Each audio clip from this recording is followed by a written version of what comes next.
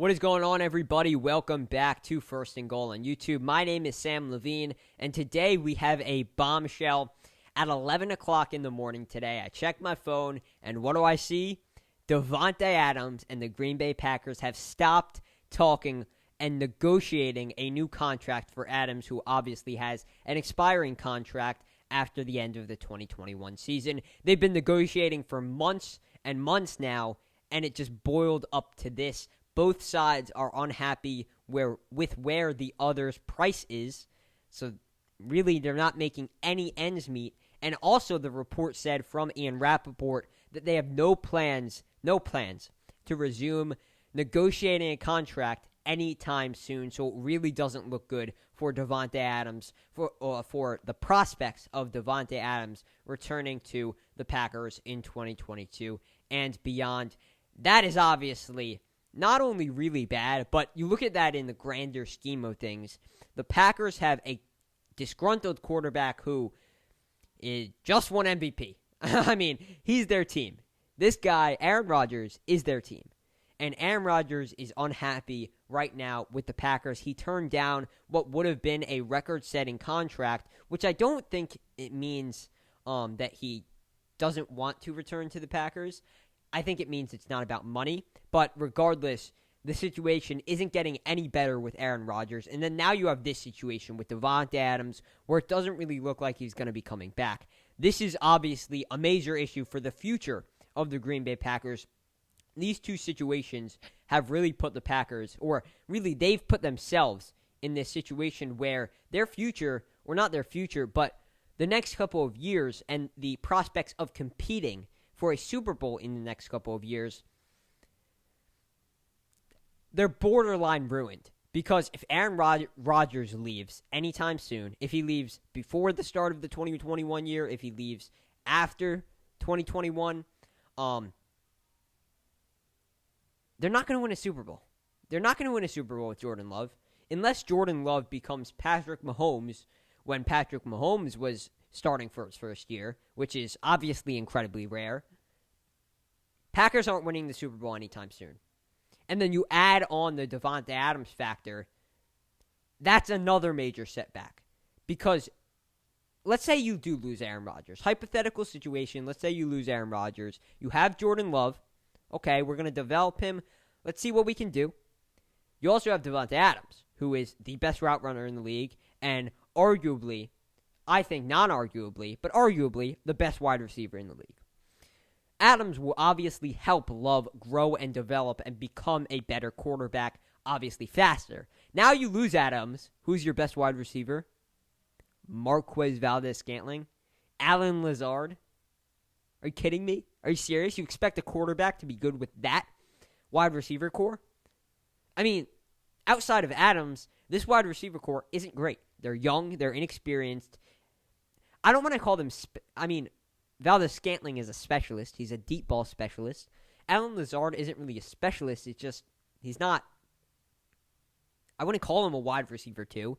He's more like a wide receiver 3, a guy you mix in, a role player. This team does not have really anyone who can make a difference in the receiving game on a consistent basis like Davante Adams. So you're talking about a major setback offensively. I mean, obviously losing Aaron Rodgers is huge. But Davante Adams, too. You could put that equally as big of a loss as Aaron Rodgers to this team. Now you're talking about an offense whose best player is David Bakhtiari, second best player Elton Jenkins. Okay, 2 offensive linemen. The offensive line stays good. But everything else, you have Aaron Jones. Really good running back. But no passing game. I mean, what are you going to do there? This team cannot survive without Davante Adams and without Aaron Rodgers. So even if you lose one of these guys, the prospects of you making a Super Bowl is extremely low. I find it very hard to believe that this team will make it far in the playoffs without one of these guys. So that's right off the bat. But if they lose both of them, I highly doubt this is a playoff team. Because this offense carried this team to the playoffs last year, and this offense is pretty much entirely made up of the offensive line, Davante Adams, Aaron Rodgers, and Aaron Jones. and you're telling me you lose 2/5 of that equation, 40% of that equation, not good. Obviously, you have Robert Tonyan, but how much is he going to do on his own, right? Can he really be a number one wide receiver or number one target in an offense? Who knows? I don't think so.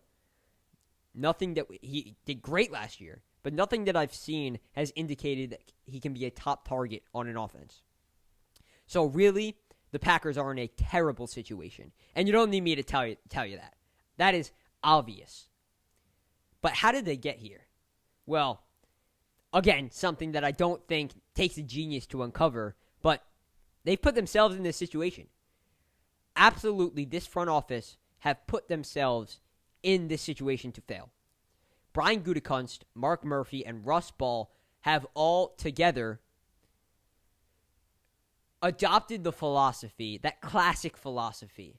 We have a set price for, especially for negotiations and free agent negotiations. We have a set price. If you don't come to that price, I guess you're not going to be on our team. And we're okay with that. We'll just go build through the draft. I don't have major issues with that philosophy. Not one that I would use. I say you retain the guys, your in-house guys, like Davante Adams. You make sure that you keep your guys in-house, and then you supplement through the draft, and you supplement through free agency. But the Packers are a team that have tried to, it's hard to even explain what they've tried to do. This is a team that has drafted very well, right? Davante Adams, Aaron Rodgers, Jair Alexander, Aaron Jones, all their stars they drafted, right? Except for Zadarius Smith, pretty much. All their stars they drafted. Except in recent years, the drafts haven't worked out so well. Or really just last year. But that has set them back a little bit. Right? The Jordan Love draft started a lot of drama.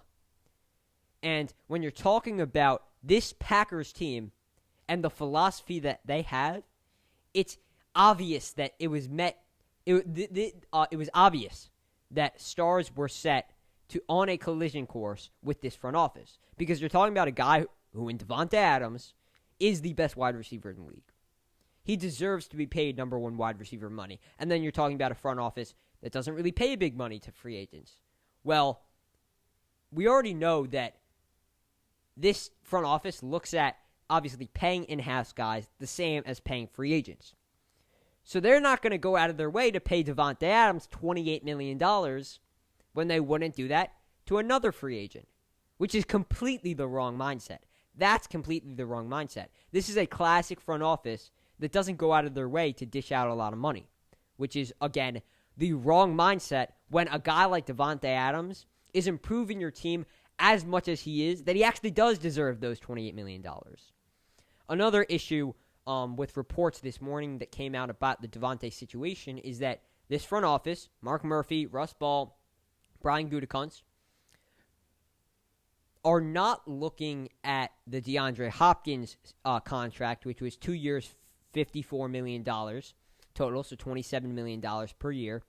And they are not counting that. They are not taking into account that contract when negotiating with Adams because Hopkins is being paid $5 million more than the second highest paid wide receiver in the league, which makes no sense.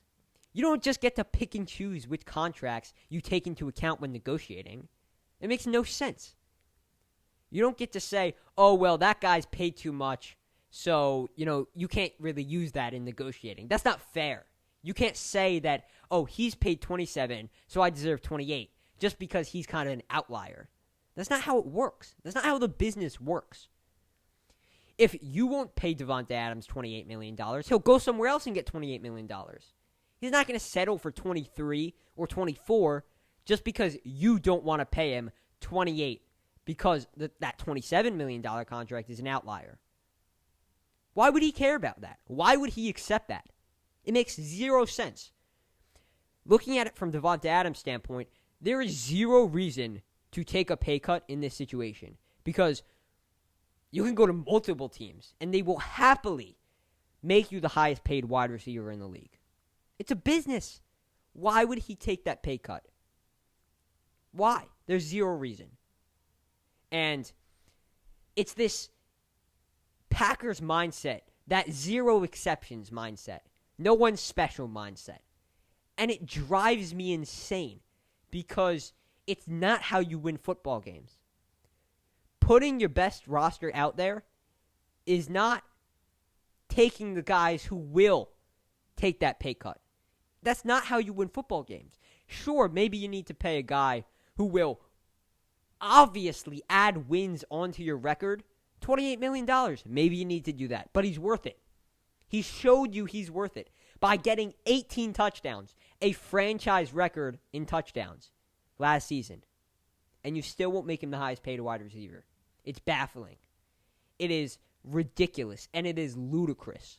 This front office, listen, speaking as a Packers fan now, purely a Packers fan, there needs to be major changes in the front office.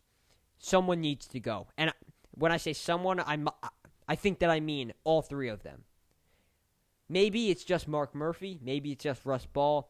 I'm not so opposed to Brian Gutekunst as many others are. I think Mark Murphy is more the root of the problem. But I also have no idea how you get him out. Right? He's the president. He's similar to an ownership role. But he's the president. So I think it would take, just hypothesizing, I think it would take the board on the Packers to vote him out. But I don't know. It wouldn't be as clear-cut as a general manager being fired, right?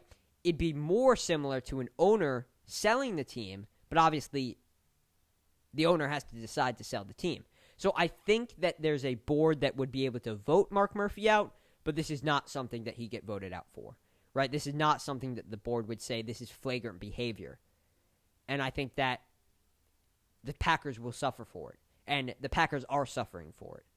This philosophy of no exceptions, no one's special, we don't go out of our way for anyone. That philosophy is and will continue to get the Packers in trouble. And we're really seeing the thick of that right now. We're really seeing that play out.